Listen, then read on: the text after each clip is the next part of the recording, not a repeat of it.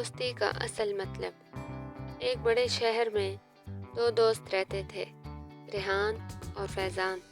بچپن میں وہ ایک ہی گلی میں کھیلتے، ایک ہی اسکول جاتے اور سب کچھ بانٹ کر کھاتے، مگر وقت کے ساتھ فیضان کے والد کا کاروبار کامیاب ہو گیا۔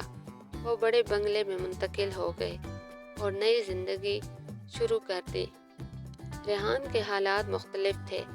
اس کے والد بیمار ہو گئے اور گھر کی ذمہ داری ریحان پر آ گئی۔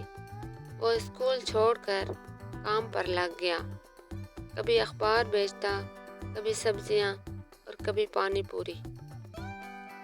بہت سالوں بعد ایک شام فیضان اپنے نئے مہنگے SUV میں اپنے امیر دوستوں کے ساتھ بیٹھا ہوا تھا۔ اچانک سڑک پر اس نے ایک لڑکے کو پرانی سائیکل پر دیکھا، جس کی حالت پوسیدہ کپڑوں میں تھی اور پسینہ اس کے چہرے سے ٹپک رہا تھا۔ فیضان کے دوستوں نے ہنسی اڑاتے ہوئے کہا، "ارے دیکھو، کچرے والا سائیکل سوار۔" فیضان غور سے دیکھتا ہے اور چونک جاتا ہے۔ وہ آواز دیتا ہے، "ریحان، تم؟"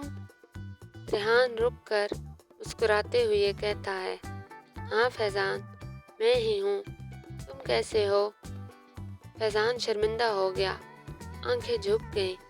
اسے احساس ہوا کہ اس نے بچپن کے سچے دوست کو وقت کے ساتھ بھلا دیا تھا۔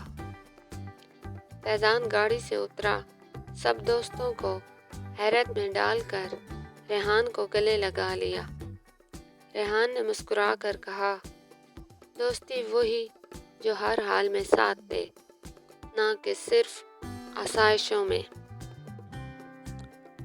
کہانی کا پیغام: اصل دوست وہ ہوتا ہے جو وقت، حالات اور رتبے سے بالاتر ہو کر ساتھ نبھائے۔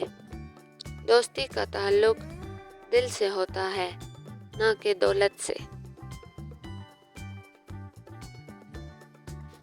اگر ویڈیو پسند آئی ہو تو ہمارے چینل کو سبسکرائب کریں اور اسی طرح کی جادوئی، اخلاقی اور لوک کہانیاں دیکھنے اور سننے کے لیے بیل آئیکن دبائیں۔